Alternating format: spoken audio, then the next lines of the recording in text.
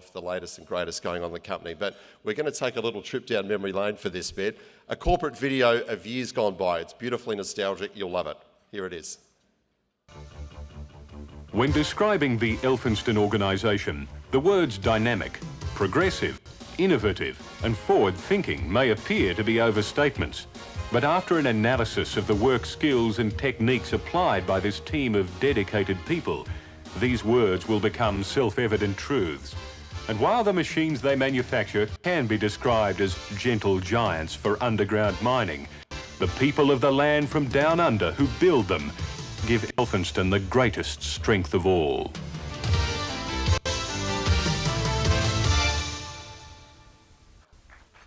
Thank you. Dale, what year would that have come out? Oh, probably in the late 80s. Late 80s, yeah. What a time for corporate videos. I love everything about it. Nostalgia, the voiceover, the guitars, the beat. It's great. Are you one to ever sit back and reflect on all you've done in your career? Is this a rare thing for you to actually take a pause and talk about all the things you've done through your career? Or are you very much a what's happening today, what's happening tomorrow guy?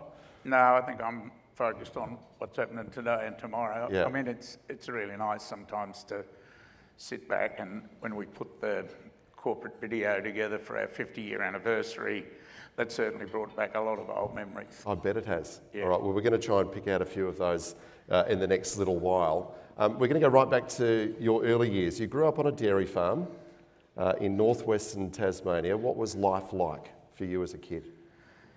Well, it was pretty much, I'm very fortunate that I grew up when our phone number was Highclere 4, a single digit, and we didn't have any power. So as a small child, I've experienced that, and then you think about your lifetime until what we've got today. It's pretty amazing. But as we grew up on the farm, my dad would never give you pocket money, and he'd never pay you by the hour to do anything. So at 11 years old, and my brother was 13, he gave us a contract to milk the cows night and morning before school and after school, feed the pigs, feed the cows and feed the calves, and we got a third of the cream check. The other thing he did, he would give us a paddock and all the equipment and pay all the expenses, but we'd grow a paddock of potatoes or a paddock of Swedes, and we got half whatever come off the paddock. And, I had my first tax return filled out for me when I was 11.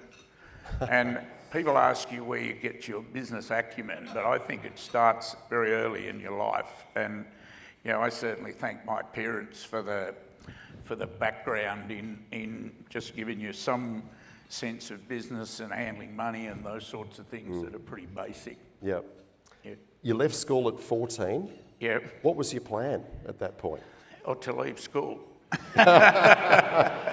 Did you not enjoy it? Were you not enjoying school? No, it's not that I didn't like school, but I did pretty well in the last year of school, and while you weren't allowed to leave school at 14, everybody thought it would be a waste of time me going to repeat the last year at school. So I tried to get an apprenticeship when I was really still 14, and everybody said I was too young, so I spent a year working on the farm and then finally got an apprenticeship the next year.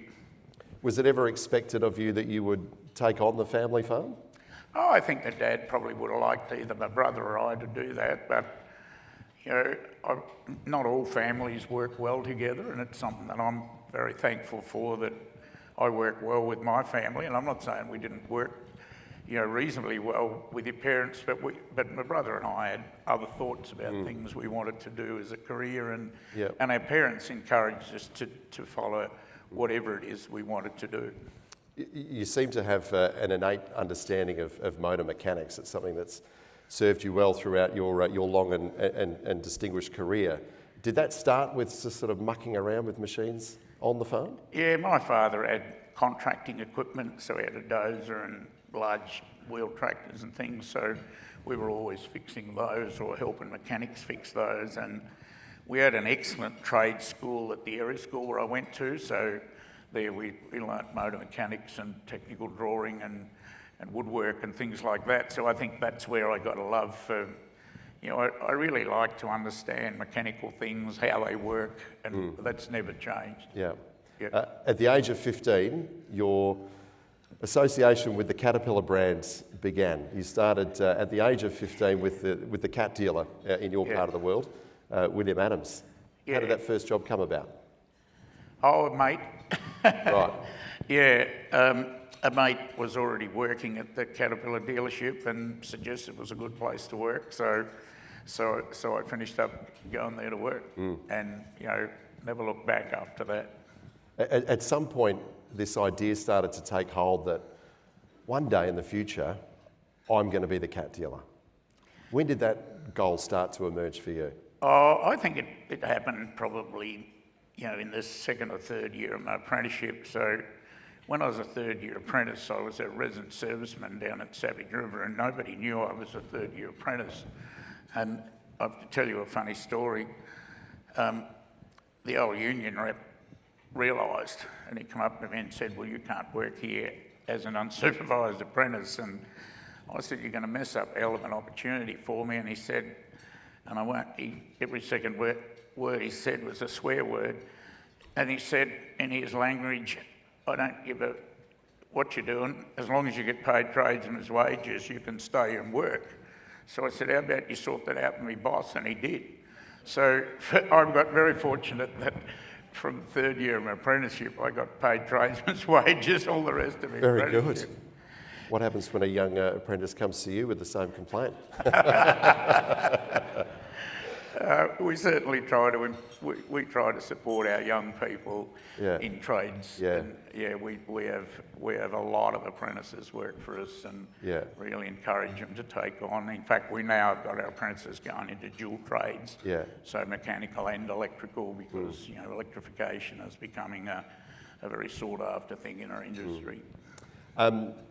The idea taking hold is one thing, but then of course you have to go through the process of becoming the registered cat dealer. Talk us through that process, because I understand it is quite a gruelling one. Yeah, well, I won't take up all the time to tell you the entire story, but Caterpillar put out a prospectus when there's a dealer territory comes available, and people are invited to submit a proposal, which we did.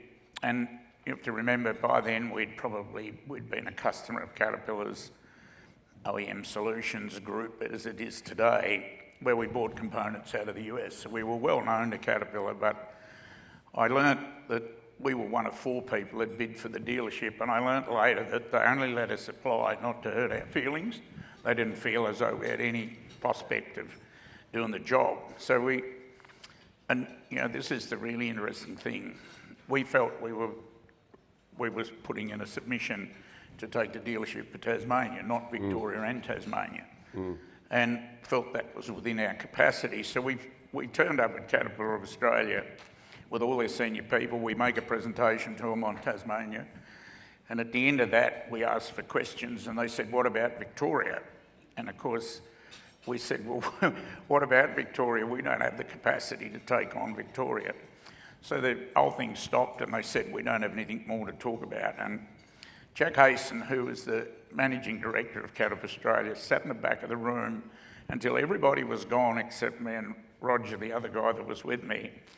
And when we were packing up, he came up to me and said, son, if it's only money that's stopping you, we'd like to get a bid for Victoria.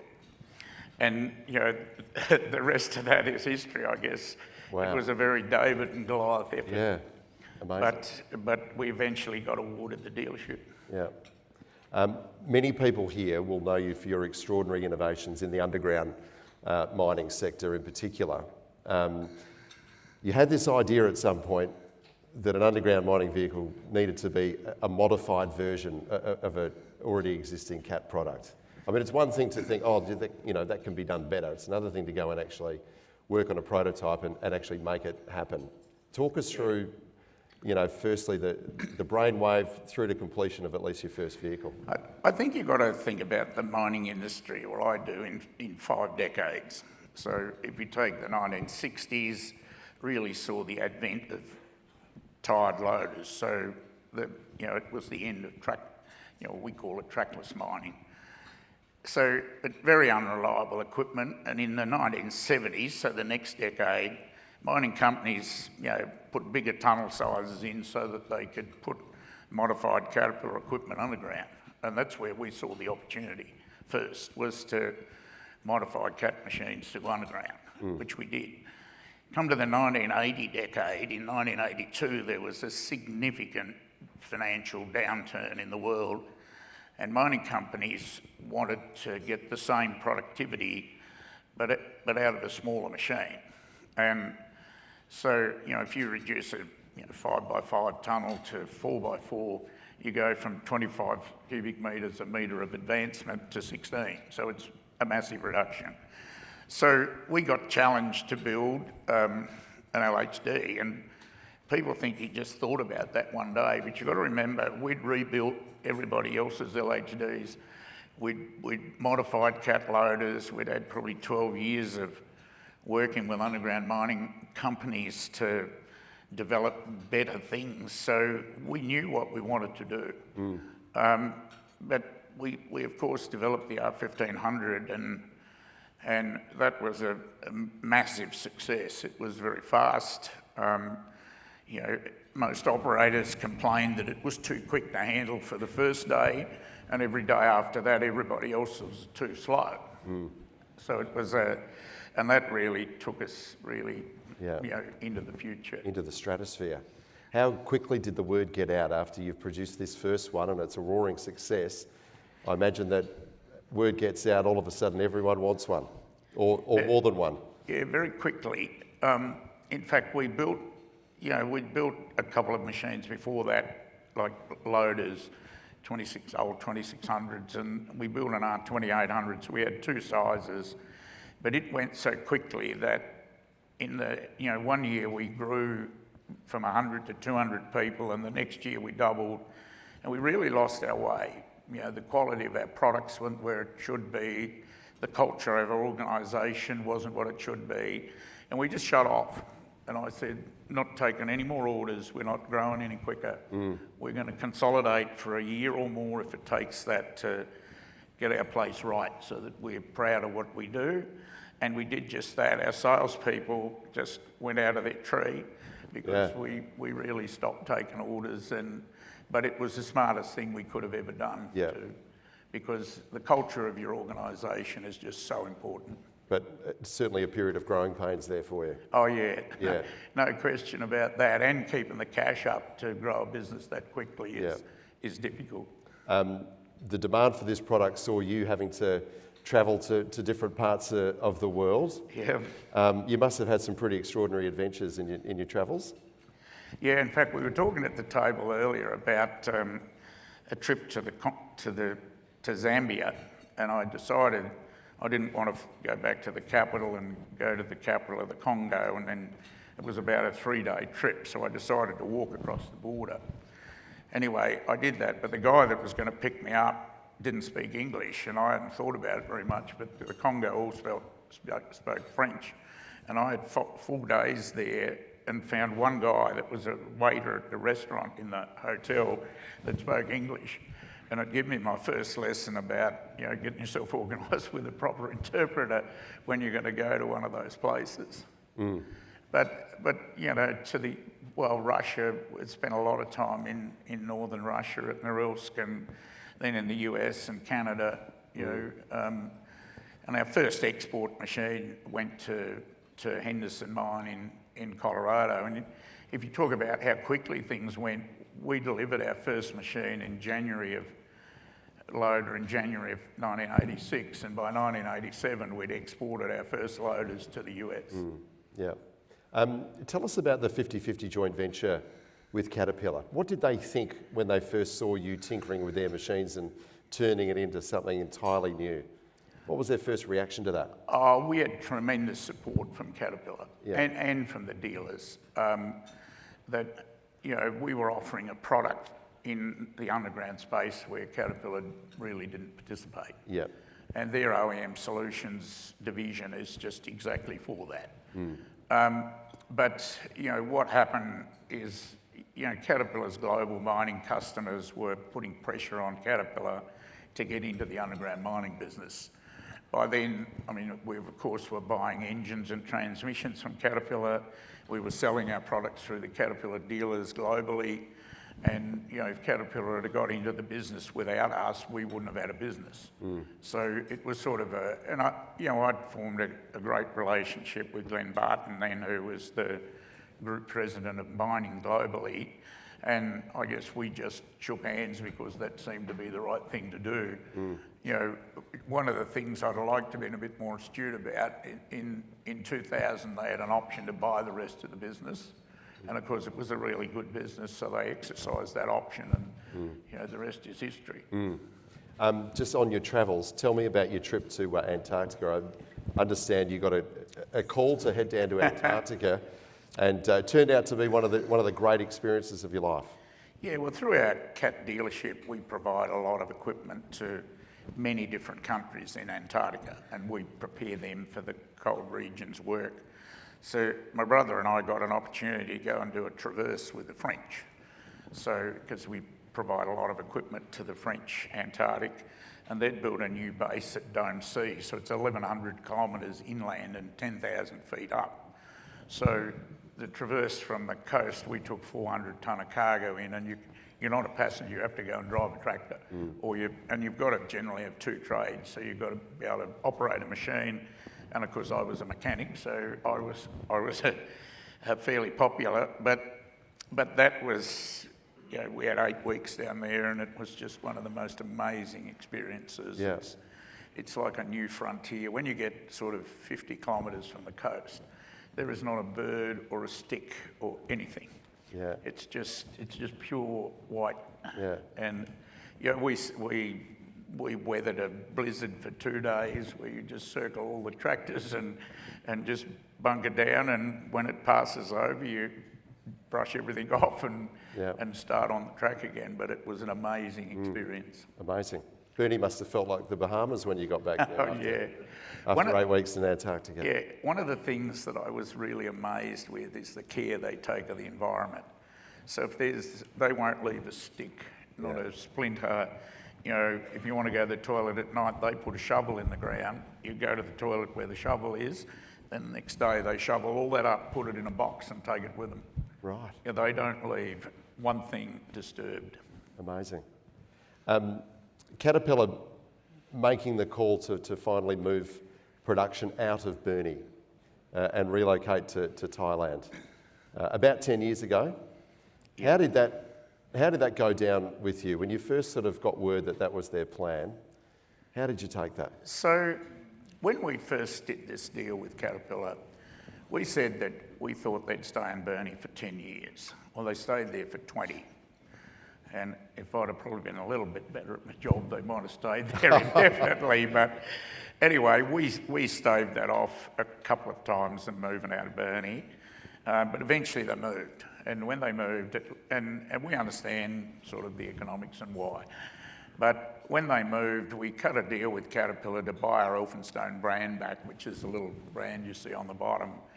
And we bought all the intellectual property for our underground support vehicles, because when we sold to Caterpillar, they got all of that old technology that we'd had for many years. We'd built trucks and loaders in the later years, and that's what they were interested in. So we bought all that back. But when Caterpillar left Burnie, they left 370 people, really highly skilled manufacturing people, redundant. And we set about with the state government of rebuilding that business. Now, we were already manufacturing in the background, so we'd built, you know, explosive trucks for Orica, we'd built passenger buses, and if you'd have told me I was going to build passenger buses one day, I'd have laughed at you. But when I saw what our people could do there, I was just so impressed, because, you know, we built state-of-the-art passenger buses, but it was a forerunner to keeping people employed until we could get our new products developed. You know, and it's probably more an emotional decision, but I'm extremely passionate about manufacturing in Australia. We're giving up too much of that, and so we've got, not only do we make underground mining products in Burnie, we've now got 2 large defence contracts where we're making large howitzer guns and infantry fighting vehicles. But I've also been impressed with both Rio and BHP. We've got a contract now in West Australia to manufacture iron ore wagons, not a big quantity, and we're not competitive, but Rio and BHP have decided to invest in sovereign capability to keep manufacturing, and we'll gradually reduce the cost of those. Will we ever compete with the Chinese? Probably not likely, but we'll have a good crack at it. And hopefully we'll get the cost to where you keep manufacturing alive in this country. Well, that's commendable, isn't it, that they're investing in that? Yeah. When you're done with Tasmania's bus fleet, we should have got you over to Perth to design some of our buses inspired by your low-to-the-ground vehicles, so that we wouldn't have had so many accidents on the Bayswater Bridge, which you wouldn't know about. But we've got this bridge in Perth that, all the time, trucks and buses going under there, they misjudge the height of it. It's a shocker, but you could have helped fix that, Dale. Opportunity missed. Anyway, can I ask you about Burnie? For those who haven't been to Burnie, you've been so loyal to the town, this little town on the northwest coast of Tasmania. For those who have no idea what Burnie is like, tell us what it's like and why is it such a special place to you? I think, firstly, it's where we're born. I was born inland from Burnie, about 20 kilometres. But it's a coastal town. It's a pleasant environment. I think it's got everything that you need. And it's, it's a friendly, I think Tassie's a friendly place. If you go walking in the morning, everybody you meet, you may not know them, but they'll say hello. But I travel a huge amount, and I can be away one day and I still look forward to going back to Burnie. And I think that's, I can be in Melbourne in an hour and a half or 2 hours if I really want the traffic and hustle and bustle in it. And I usually explain it this way to people. If I leave our Clayton head office of our cat dealership in Melbourne, you fight the traffic for 2 to 3 hours to get to the airport. You fight all the security and everything going through the airport, and you finally get on a plane, and it costs you a fortune to park your car at the airport. You get off the plane, and there is no security, you walk across the road to where your car's been parked all week for free. And it's 15 minutes to drive home, and you might see 5 cars on your way home, and that's the best way I can explain why it's good to live in Burnie. Yeah, because I imagine at times there have been situations where, people might have been encouraging you to relocate manufacturing to a bigger hub. It just might have made more sense, even to parts of Melbourne. Have there been occasions where it's not necessarily made the best business sense in terms of the raw numbers, but you've ignored that just to stay in Burnie because it's the place that you love? The cost base, I know we've got a strip of water and you've got to freight things in and out of Tassie, but I think the other costs, like this is lower housing, lower real estate, there's a lot of lower costs. If we want something shipping out of the port of Burnie, if we had it ready this morning and nobody knew about it and we called them, we could have it shipped this afternoon. You try doing that in Melbourne, and sometimes that's critical to our customers to be able to, control your own destiny if you want, or at least have control of it. But there's just a lot of things to like about Burnie. It's a fantastic community. We've probably got now 300 or 400 people in Burnie that work for us, and it's not a big portion of our 3,000 odd that work for us in other places around Australia and other countries, but it's a pretty important group. It's the heartland. Yeah, it is. Yeah.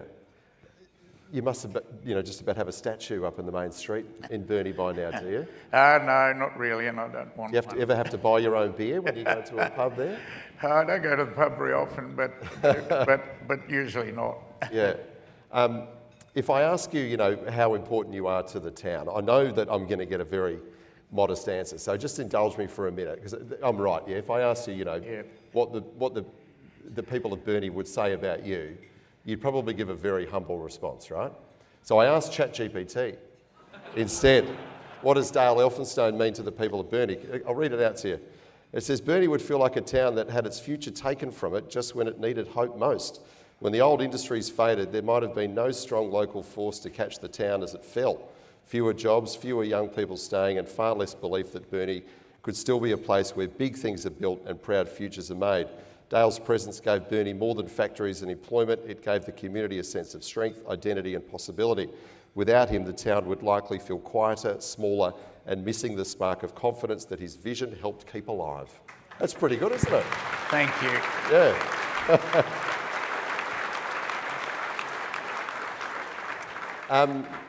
I'll send you that if you like. Thanks. Yeah, thank you. I love the line that I mentioned in your introduction there. You know, we did it because we didn't know we couldn't. It seems like an approach that has served you really well over the years. Yeah, it has. In fact, you know, sometimes I talk to groups of young people, you know, because they want to know, you know, how do you get on in life? And, you know, I've sort of got an old rule that says if you've got 70% of the facts and they're positive, get on with it. Because the rest of it's going to be guts and determination to do it. You know, if we research things long enough, we'll find enough reasons why you shouldn't do things. And we don't tend to think too much about why we shouldn't do things. We think about why we should. And, you know, I'm a pretty positive individual. If somebody says you can't do something, it's probably like waving a red flag at me. Yeah, challenge because accepted. there's always a way to get things done. Yeah, absolutely.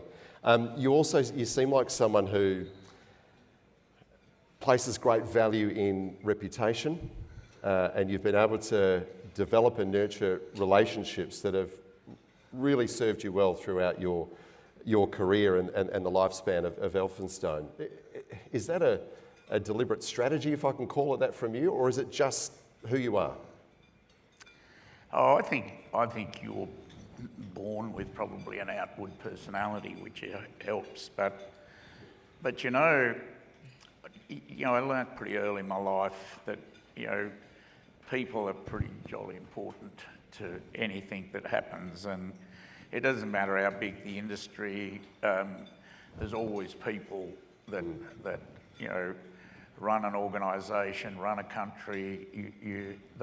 And you know, we've got a motto up in the foyer of our head office that says people our most valued asset, and we try to live by that.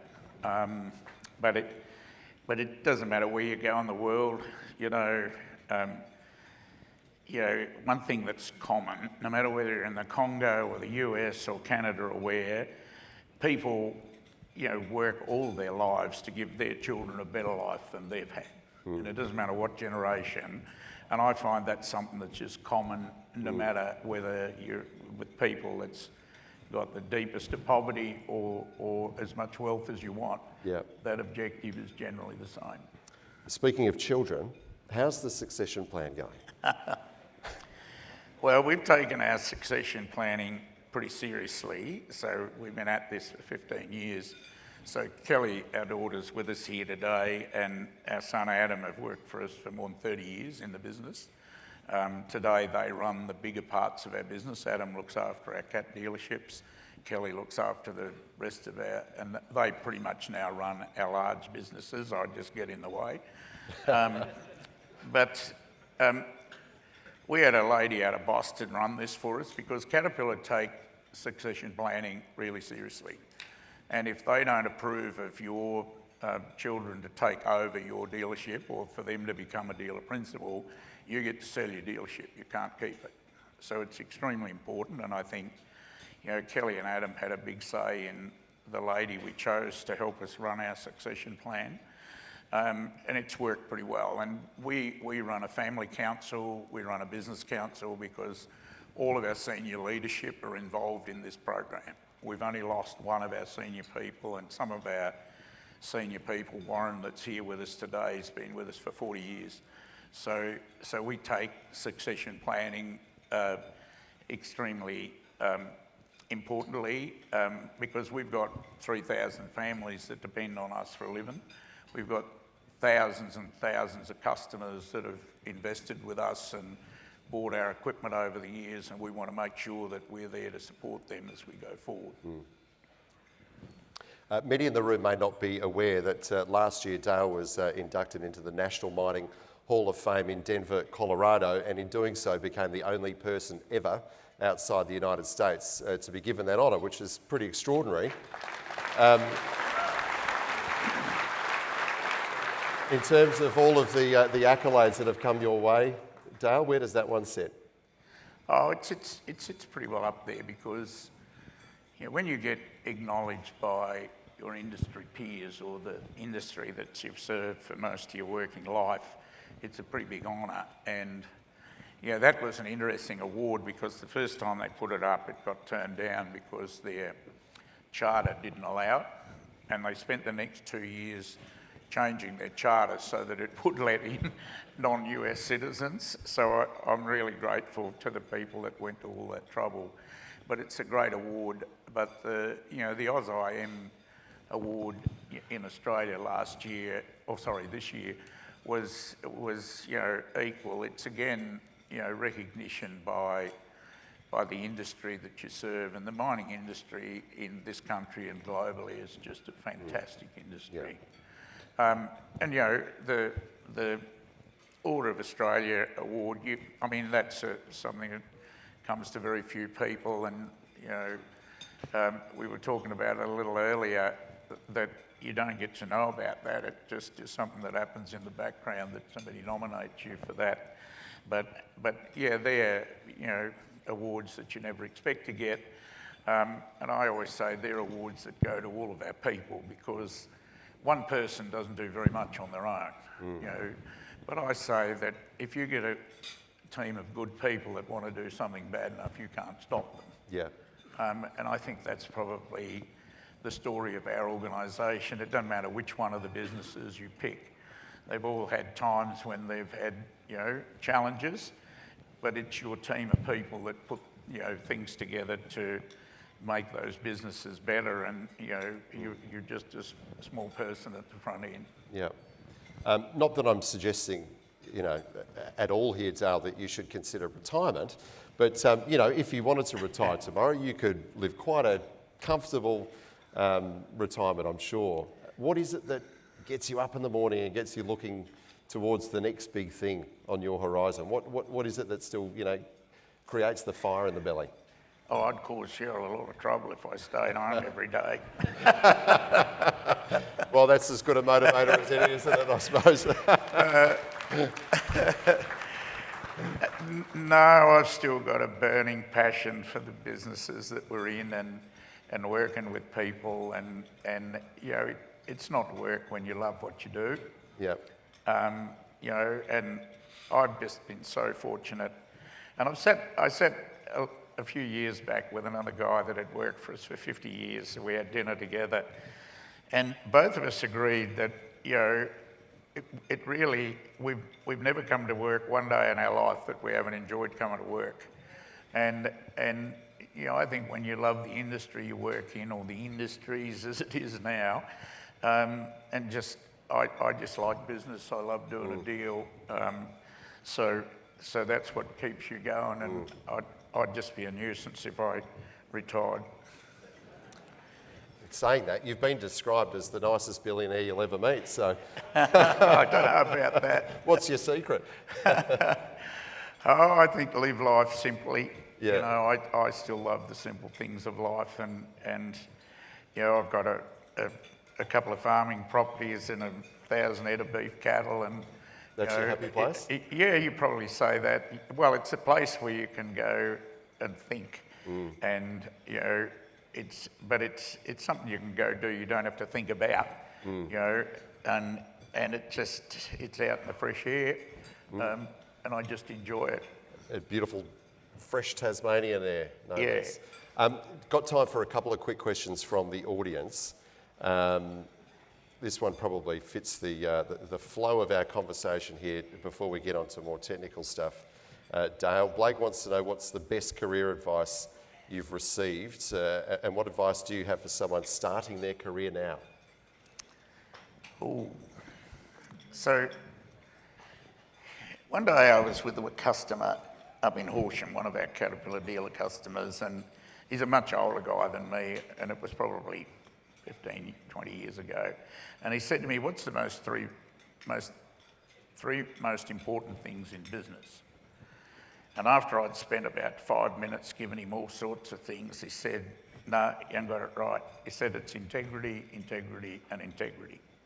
So, you know, if I was giving somebody advice on reputation is everything. When you are in trouble, you know, and we get, sometimes our equipment doesn't do what we intend it to do or causes our customers grief, it's your reputation that keeps the faith with that customer, that you'll take care of it and fix it. Yep. Jaden wants to know, Elphinstone has been through multiple commodity cycles. What lessons or principles do you think mining leaders often learn too late during downturns? Yeah, so you think, I think what you're talking about is, you know, when the cycle's going up over the curve. Yep. The really smart people know what to do when you're about here on the curve. You know, the not so smart people get caught at the back end. You know, we generally probably, I'd have to say, don't do much because, you know, you're going to be there on the other side of the cycle.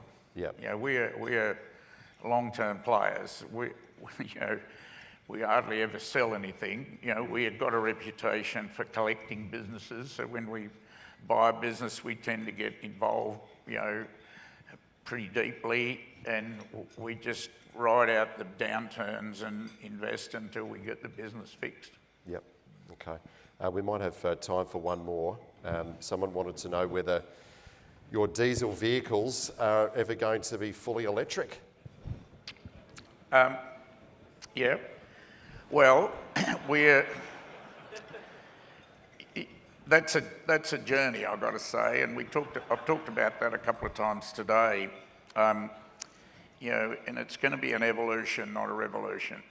I think everybody understands what's happening in the car industry and the move perhaps to more hybrid vehicles. You know, we've paused the development of our battery electric machine for underground. We've got a battery electric hybrid machine we're moving forward with. Why have we paused that? Because there isn't a market for it, believe it or not. You know, I think the industry is still working out which batteries are safe underground, which ones are not, the issues with fire. There's a whole raft of work to be done yet. Now, I've got absolute faith that we'll have battery electric vehicles underground, or perhaps maybe even hybrid, like diesel electric vehicles that either have travelling plugs or a tethered, you know, a pantograph of some sort. You know, there's a lot of work going on in that space right now, but you know, we'll have cleaner energy underground. You know, it's just difficult to tell exactly where that's going to go. But I remind people that, you know, we started developing autonomous LHDs in the early 1990s. It's 30 years later, and we've now got autonomous equipment underground. And when we look back in 20 or 30 years' time, we'll have battery electric, and we'll reflect on some of the pain we're going through now as we develop that technology. Yeah, fantastic.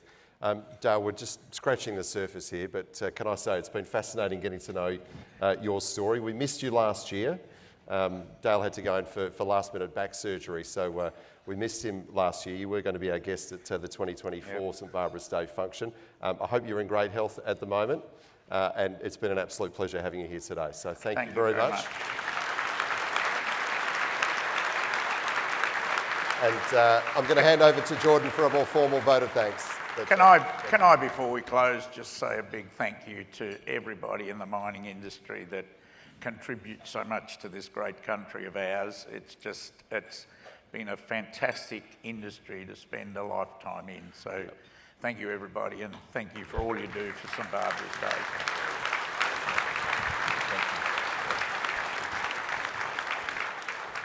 Well said. Thank you, Dale. Thank you for sharing your story with us today. Your journey from 15-year-old apprentice to building a global OEM is extraordinary.